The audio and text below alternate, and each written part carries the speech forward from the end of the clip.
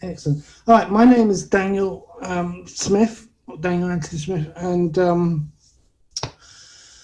I've been doing photography for nearly 35 years now.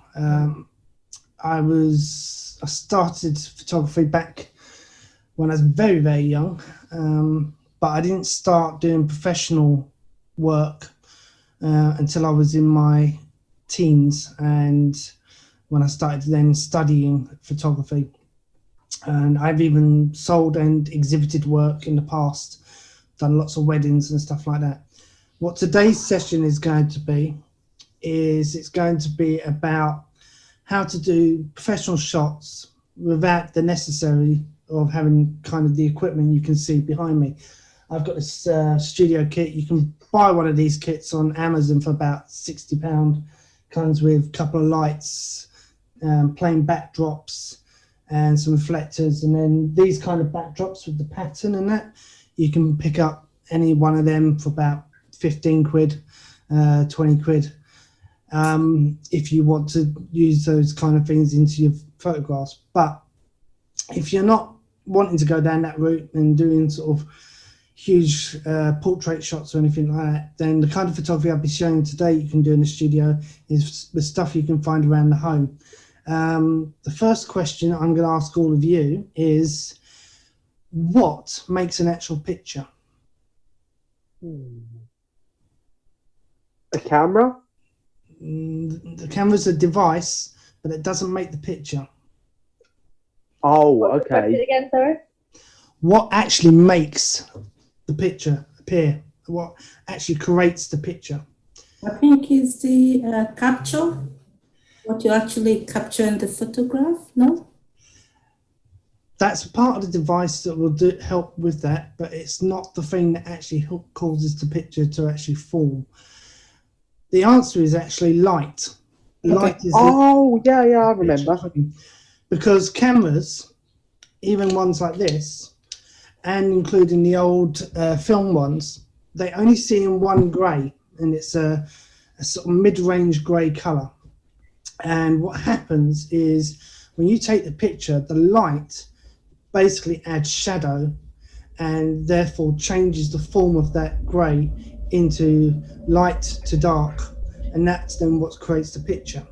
So when you're photographing something, if it's an object like this, it would be seen by that grey, but it would all be the same colour and therefore would almost be unrecognisable. You wouldn't even see much detail because it would be like a faint image. But once you've got light thrown onto it, which is what the camera device does, it then allows for every individual detail to be captured in various forms of grey to dark to light, and therefore makes the image. This is the primary thing that you need to remember when taking pictures, that you're effectively painting with light. So now, to do the kind of photography work that I'm going to show you, we can use anything you can find, like simple bits of card, black. White is also a good one to have because it's reflective and it can then help bounce the light around and make your images. Now, with a simple box, for instance,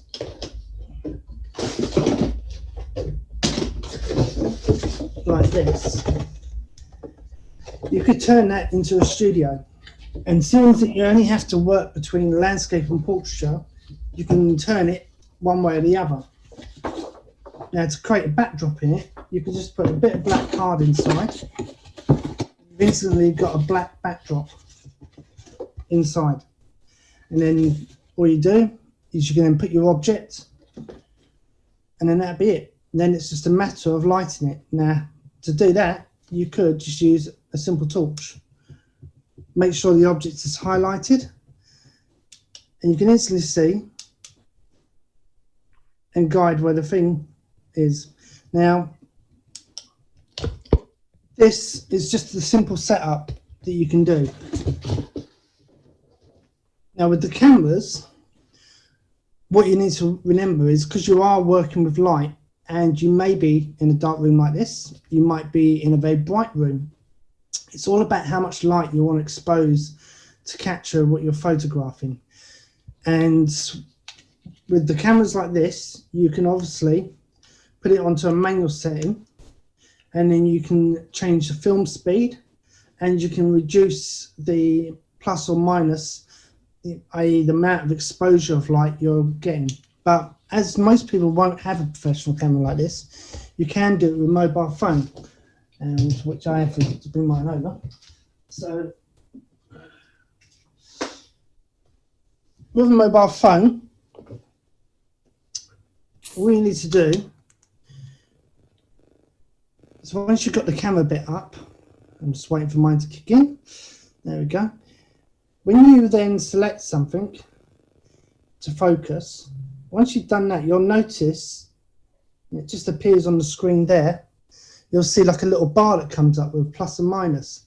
So once you've got your image, the item you're going to photograph in shot, focus it, and then just move without taking the shot straight away. Just move, keep your finger on there, move it up and down between the minus and the plus, and you can start seeing how much light you're going to get in the shot of the object, whether there's going to be a lot of light or less light.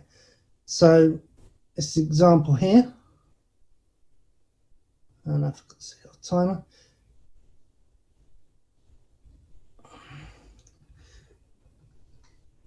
Put it on a low light,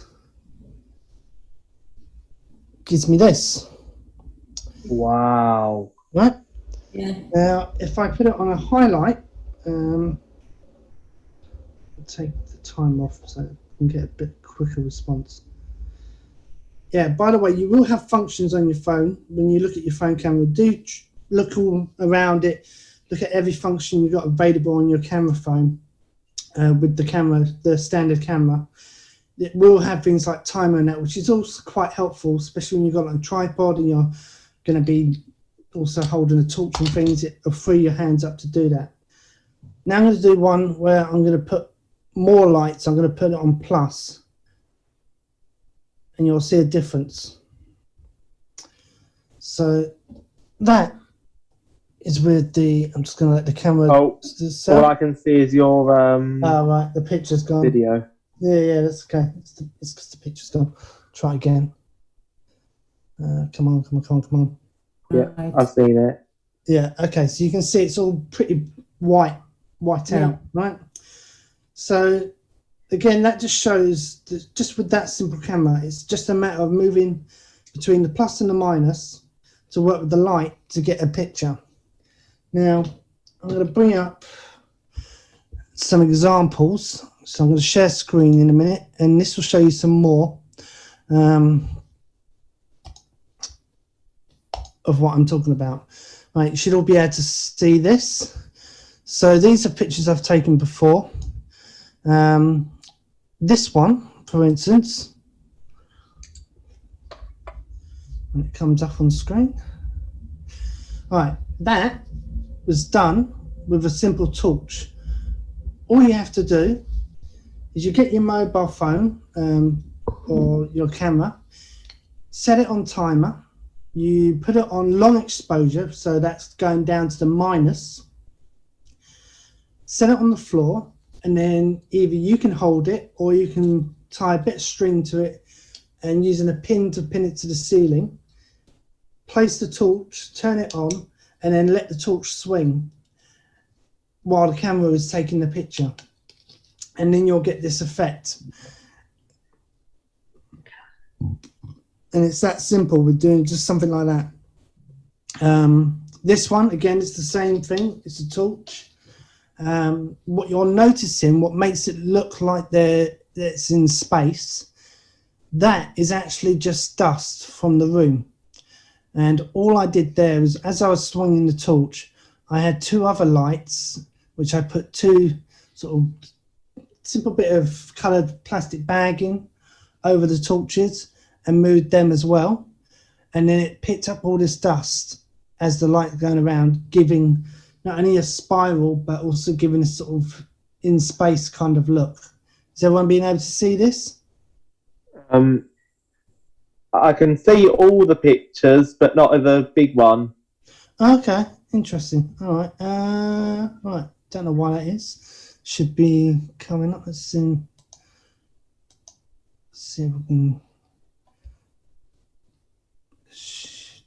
New share. Yes, new share. All right. Try this then. Okay. Seeing it now? Ah, now I see. Yeah. Okay. Right. So this one was just a torch on its own, hanging from the ceiling and being swung while the camera was on a timer to take the shots, and then because it's on a long exposure, so that's minus the light, so it's therefore it's not looking for as much light, it's looking for the most light it can find in a long exposure time. Then this one is with 2 torches and the main white one, the other 2 torches being just left still but with some colour bags over the top of them to create this effect. And then all the little white that you can see is actually dust that makes it give it an effect of like space. This I did yesterday. With this one, it looks like I've manipulated gravity and allowed wine to be frozen in spot. Well, actually, the trick of this was jelly. Wow. I just made the jelly, poured it in, set the glass in the fridge at a 45-degree angle, and then left it to set in that position. There's an example of it just as is. Wow. Yeah. Now, these are Lego figures of mine that I basically stuck on a simple plain bit of glass. And then, now I'm a smoker, so I've got one of these vapor things, which makes very good large cloudy clouds and therefore can make the smoke. But for those that don't smoke, a simple incense stick will do. If you burn the incense stick, but as you start burning it, just put it out, so then you've got the smoke then starting to come off from it. You could wave that in front of the object and it'll do the same thing. It'll give the same effect like this. I need to come back out of there before I can move to the next image. As you can see, I also tried it with different light settings. So some of the light was far more overexposed, and therefore it affected the smoke and the figures, and therefore they won't come up as sharp. In other cases, the light was too low, and so therefore it was too much up the top end. It was too dark to not get as much detail in of the figures. This one, I used a simple bit of glass. Now, if you don't have glass, you can make a black reflective surface quite easily if you just use a bit of glass or portrait picture frame and just put a bit of black card in, and then the black card will cause the glass on the frame to then become reflective, and it will reflect in this, like this has done here, where it's reflecting the wood bit surface, so therefore making it look like he's actually on a little island on water. There you go, it's in a bit slightly darker, so you can just see a more fainter image of the reflection. Now, this obviously, you recognise that one. Again, this was inside a little box, like I showed you how you could put just a bit of black card and then just put the item that you want to photograph in. It's frozen. Sorry? Frozen? Might be just lag on your side of the internet. Okay, can you see this next image? Yes, I can. Yeah, okay, excellent. Okay, this was taken inside a museum. Just be my end. Yeah, sorry about that. Right, so this was taken inside a museum. The only reason why I put this on here is just to, again, to show you about the use of light and when taking a shot inside, it's about using that light meter, especially with your camera phone. Once you focus the image, just keep your finger down on that dial and move it up and down to find the right amount of light that you want to use, and then taking the shot, and it'll bring up a shot like this without any sort of overexposure or underexposure, and you can get quite a bit of detail, and in this case almost lifelike expressions. Again, items found around home. Toys is a good one to use as a model. In this case I used some more Lego to set up a little shot, to which I used then later on for Halloween romance cards and things. Just quite a simple shot, and obviously once it gets cropped down you can then have a more narrow view, but again this is just one of my master shots to show you as an example.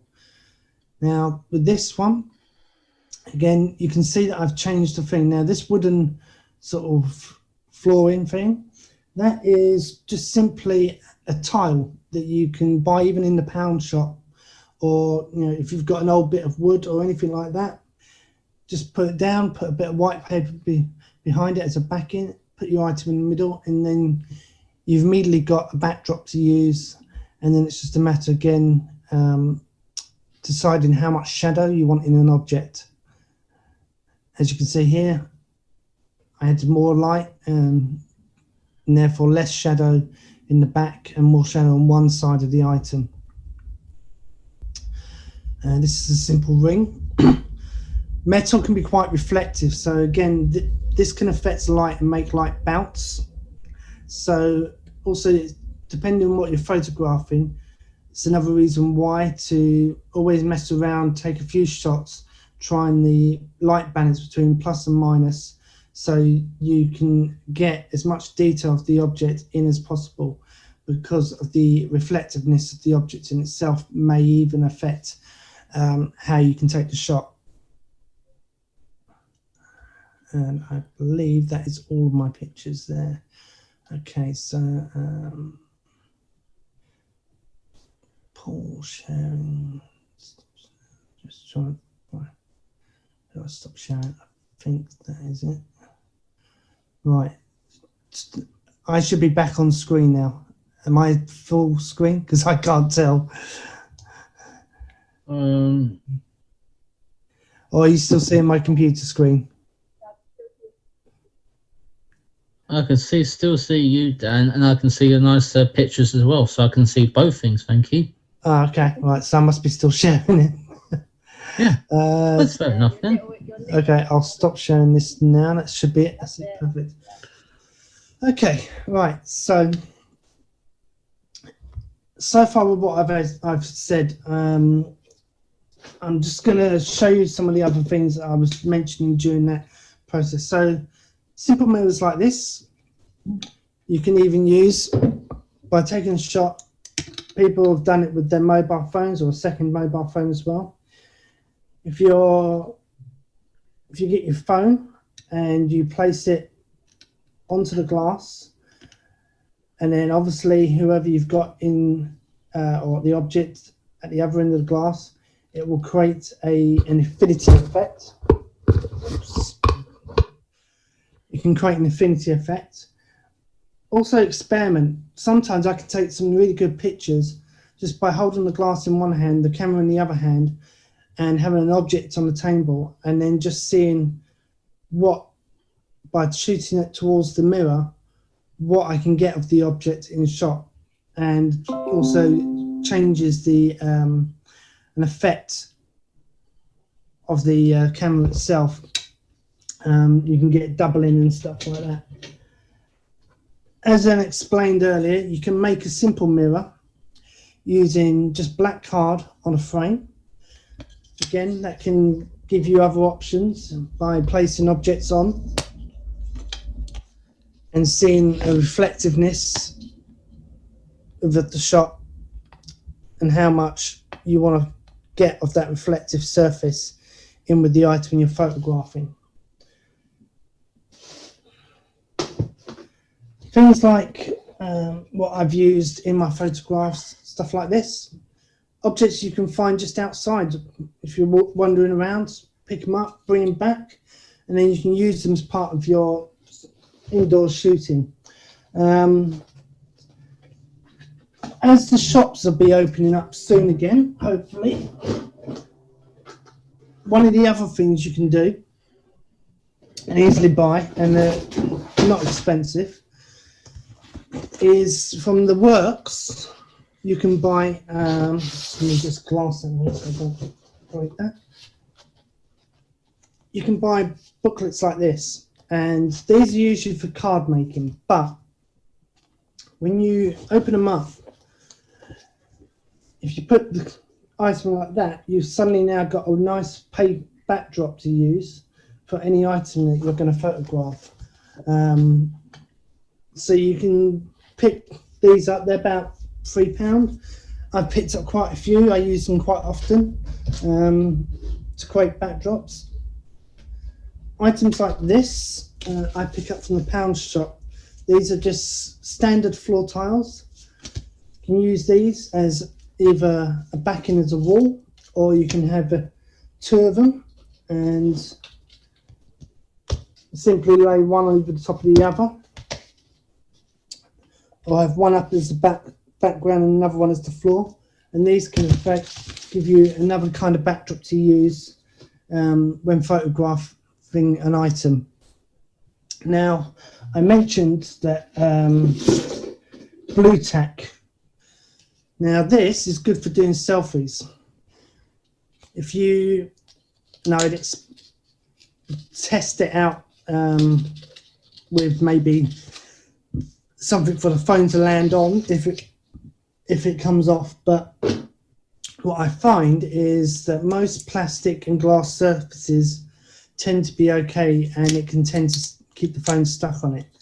Now, all I do, if I want to take a selfie, I get some blue tack, peel fairly big chunks of it off, and then with the mobile phone, stick it on the back, set up, once you've got quite a few pieces covering the whole of the back, you can stick it on, say, a window, and then get in the camera. You can just set a timer. So in this case, if I did timer, I did 2 seconds, and I will show you an example of this in action. So I'm just going to turn around so you can see the window.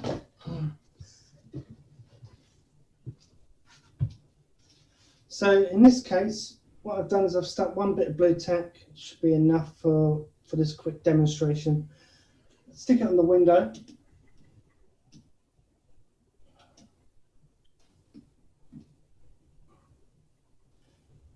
Flip the camera around. I've got myself in shot. And then I just click that and picture taken.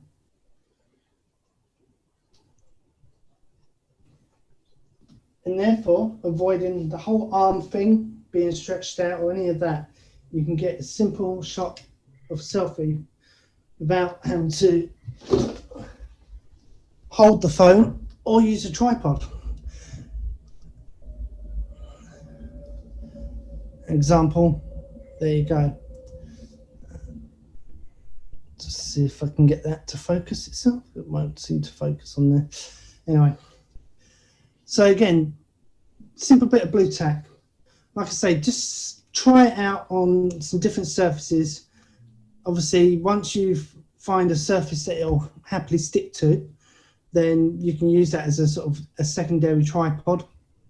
If you're out and about, then I would suggest actually using a tripod, because things like trees and that aren't going to hold it up. Blue tack doesn't tend to blend well with nature. So yeah, indoors, if you want to take a quick picture, say in your bathroom or anything like that, and you don't own a tripod, simple bit of blue tack can actually act like a tripod on a bit of glass. Obviously, make sure you put plenty of blue tack on the back I did it just with one, but that was at my own risk. I would normally put something like 3 or 4, maybe 6 large pieces on the back to really give it stability. Okay, just going on in the chat. Your virtual background, some equipment, right? Okay, shared screen, right? Okay, right. Can people see me? I'm just making sure. Yes, I can see you, Dan. Yeah, everyone can still see me. Good. So I'm not an expert at this. Okay, then give it a good try, though. That's all that matters. Give it a good try. That's for sure. I only know enough to get by, not enough to be professional at it on when it comes to computers and chat. It's great.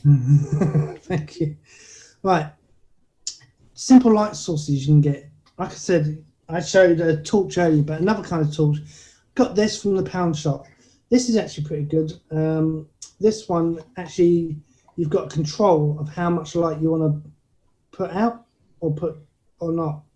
And these are pretty good for when you want to do a shot inside a little box with an item. So I'm just going to get set up another example. Hopefully, I can get this to be seen. Right. I'm just going to change the camera angle so you lot can get to see everything.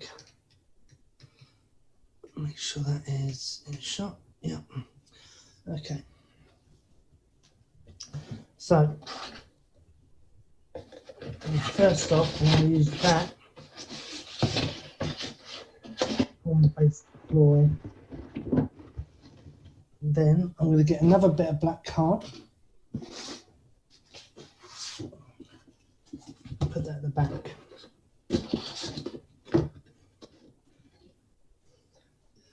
Let's see, what object should I use? I will use this as an example. So at the moment, if I try to take a picture right now, all I would get is standard light of what's available.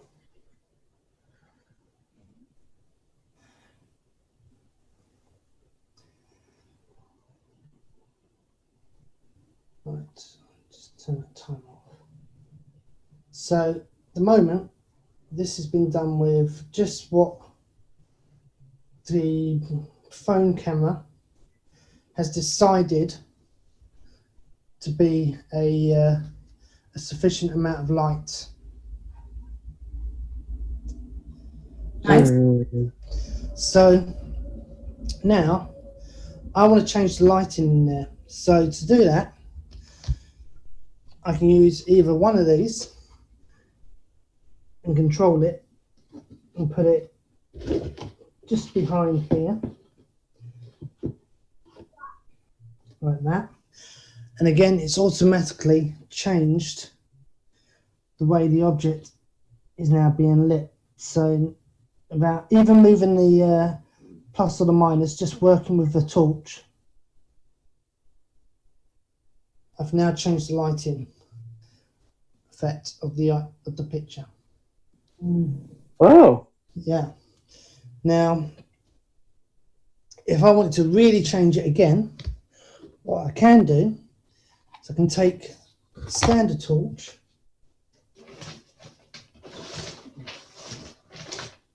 So what's the name of that controlled light thing? What's it called? Oh, what with the plus and minus? Yeah.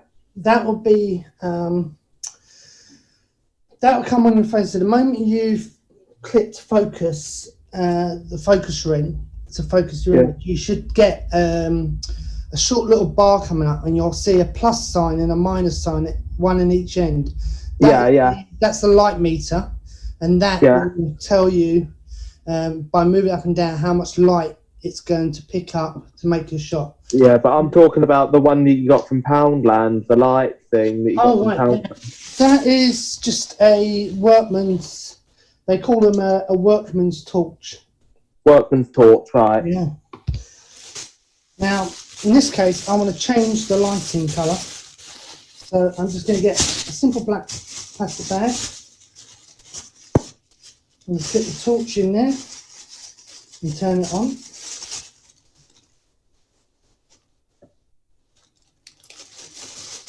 And immediately that is going to change the colour.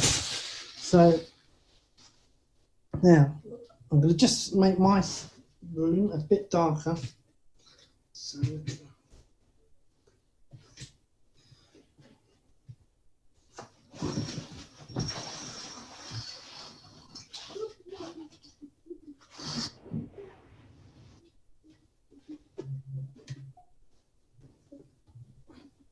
just making sure you can all still see that. Right, so, okay. In this case, I want to change, I'm changing the light to a blue light, or it gives a tingy blue light. Now, to take the photo, I'm going to use a tripod. In this case, it's going to be my little gorilla one. But if I didn't have one of these, you can just use some simple books or some magazines or another small box to set up to act like a tripod. So in this case, I don't need to do it, so I'm just going to do this.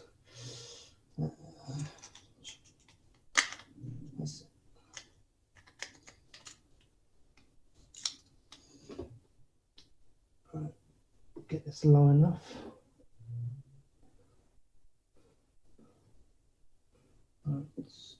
Up. Focus the image.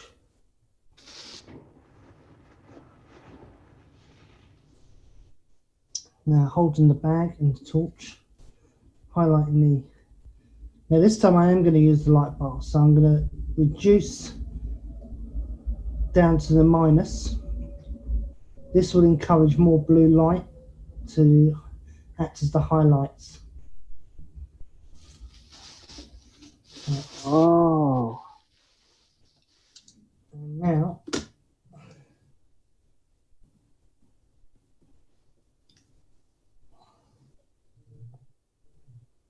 Wow, That's pretty awesome. really nice. yeah, and that's just simply using a blue plastic bag. Who'd have thought that a simple plastic bag could just do that much? Great result. It's good. Yeah. The other thing you can use, if you want to add more light, or called fractal lighting, is you can have a black backdrop, but if you get some foil or some kitchen foil, or you can use, I sometimes save wrapping, because again, the wrapping can give a different kind of effect, given that it's more broken up. So in this case, I'm going to put that in there. I'm now going to place the item back in, and this time I'm going to turn the torch on, and I want the blue light to just highlight the bottom. So as soon as I can find the button on there, should be.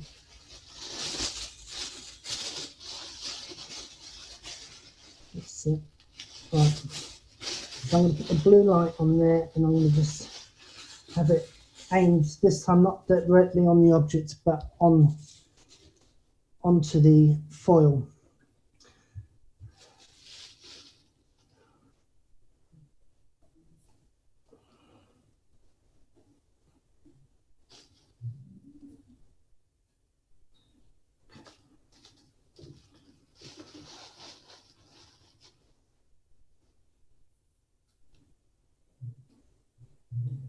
And now I'm going to bring in a white light. I'm going to set the white light further back from the camera.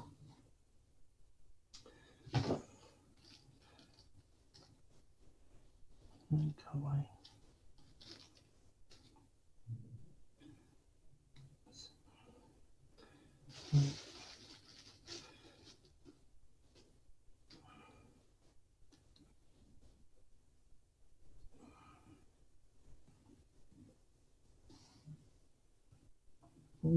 Try and don't be afraid to move the lights around a bit.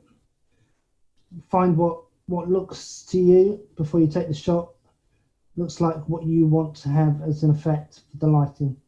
And in this case, because I've got two lights, I don't want to minus it too much, so I'm going to just keep it a little bit more on the plus side. And I'm going to hit OK. Right.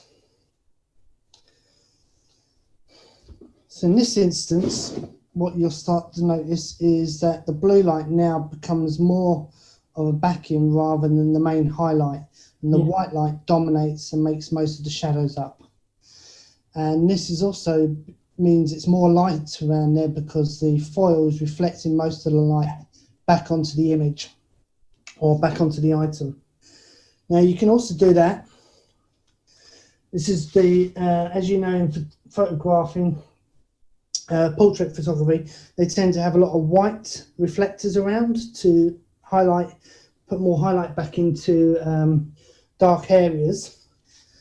And so a bit of white card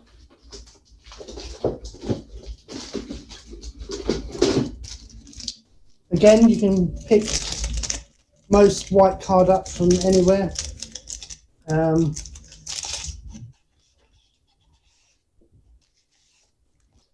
Pound shops, craft shops, all that kind of thing. If you get some white card and place that in,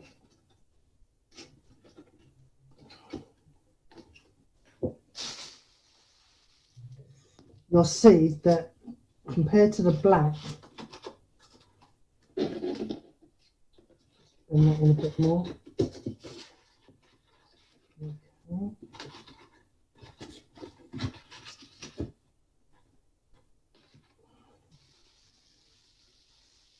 As you can see, there's more light bounce happening. So to you, you can't see anything at the moment, what I'm seeing, but I will take a picture.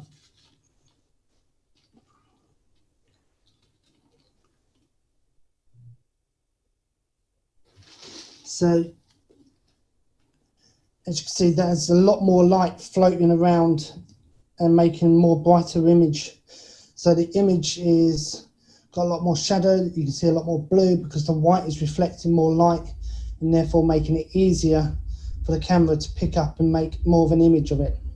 Now I can affect that by doing what I said earlier, which is if you highlight the image with your phone and use the focus ring, then drop it down to minus, take the picture, and in this case what you'll then see is that the white makes more of a definition than the blue, and so then you get more blue. Okay, I'm now going to reopen the curtains and turn that off. Right.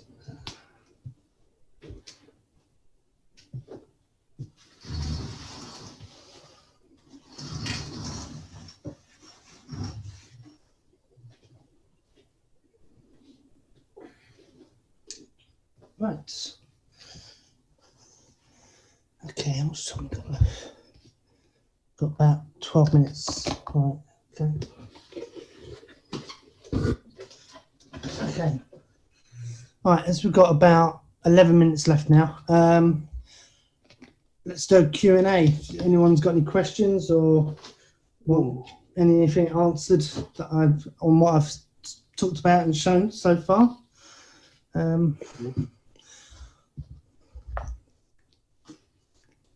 Here's your job. I'll just put that up a bit more. Well, any questions at all? I do. Okay. Well, when you say which would you prefer to, which is preferable when photographing humans, a black backdrop or a white backdrop?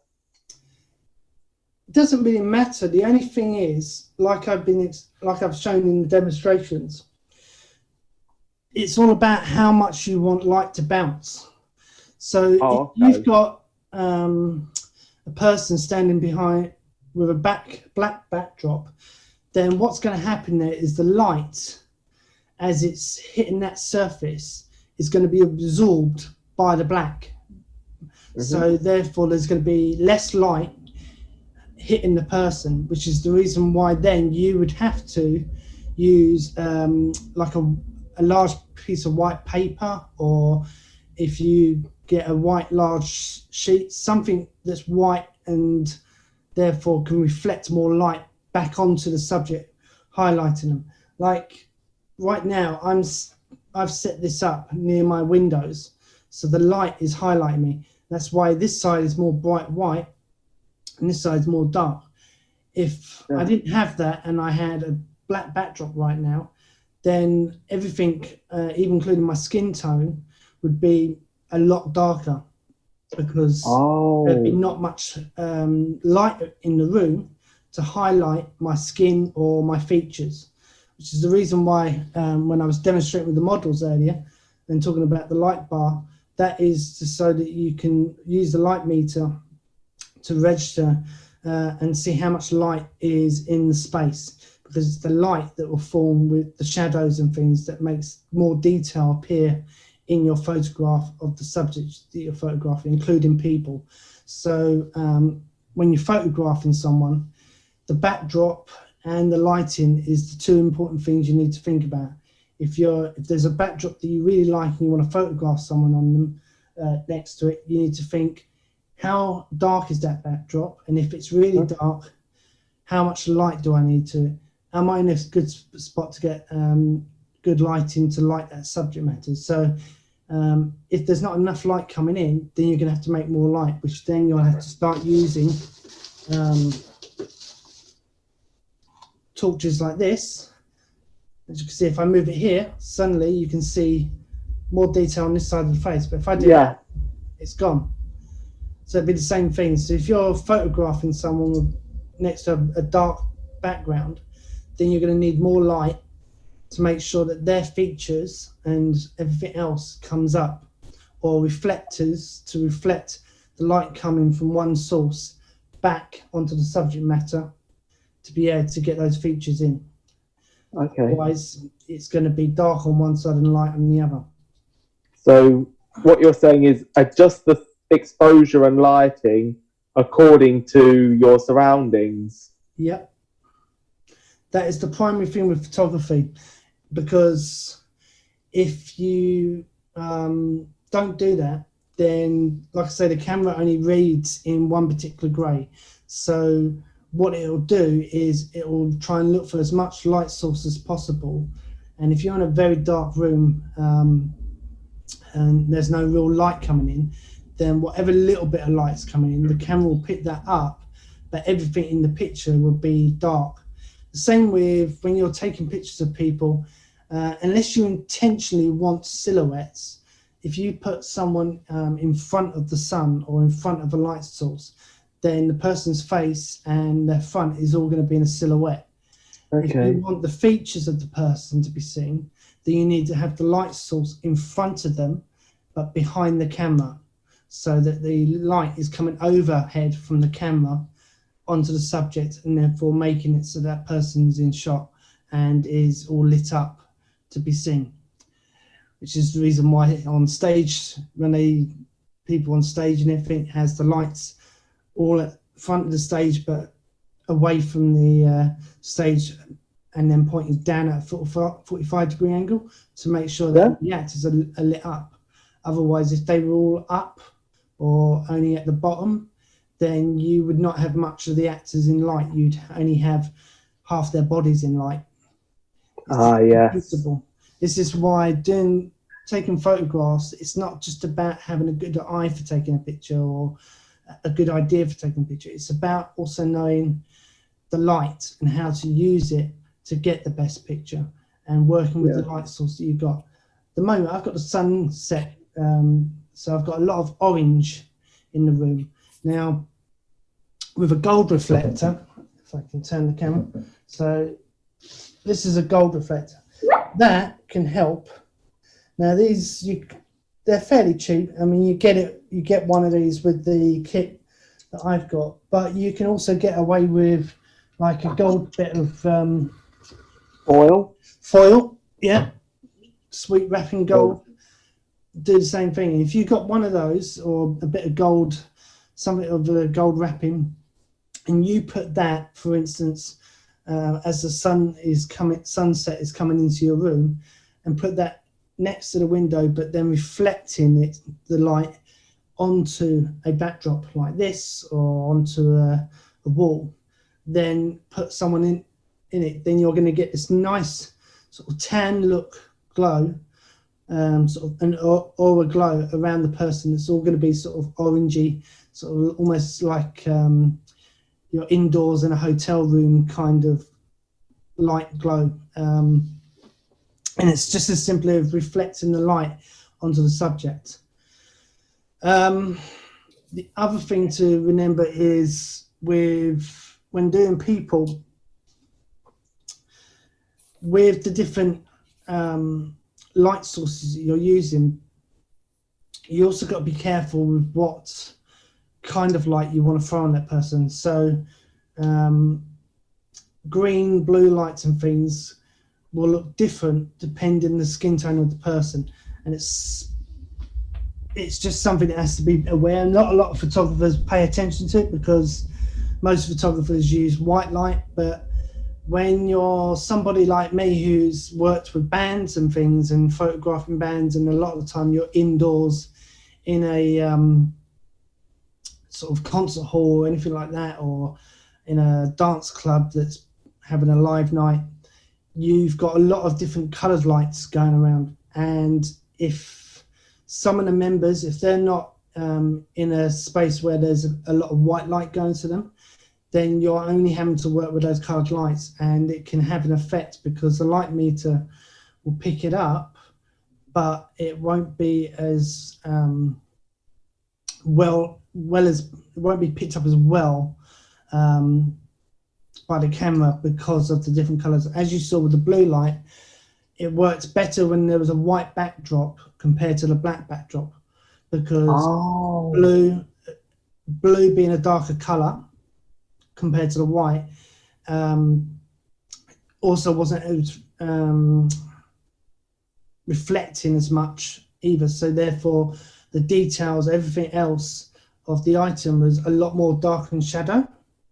And so bands, when they're on stage and things, I have that problem, which is why, to make the difference, what I end up having to do is put the camera on long exposure. So that means that what I'm then doing is having the camera having to be on a tripod, put onto long exposure, which on these kind of cameras, that means turning the dial until you go down to -1, -2, -3, so on and so on, up until you get to bulb, and then pressing the button.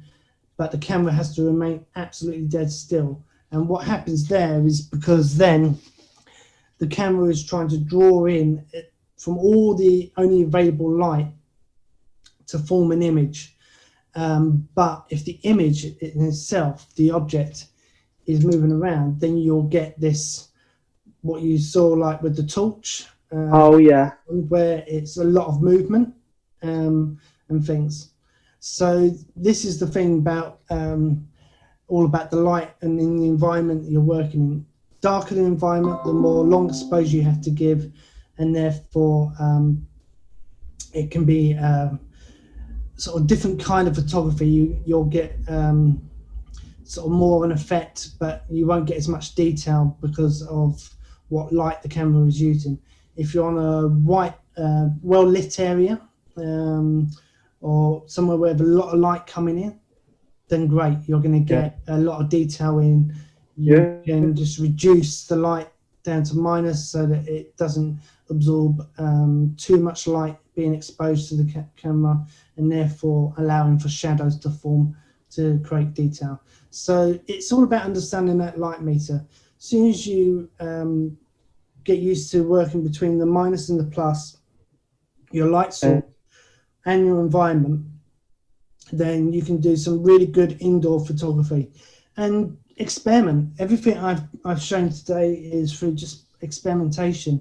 There's plenty of stuff on YouTube, some more interesting ones like optical photography, things like Pepper's Ghost, which is where you can use glass to photograph an object that's over here, but you're actually photographing the object in the glass, which then comes up looking like a ghost image to the camera.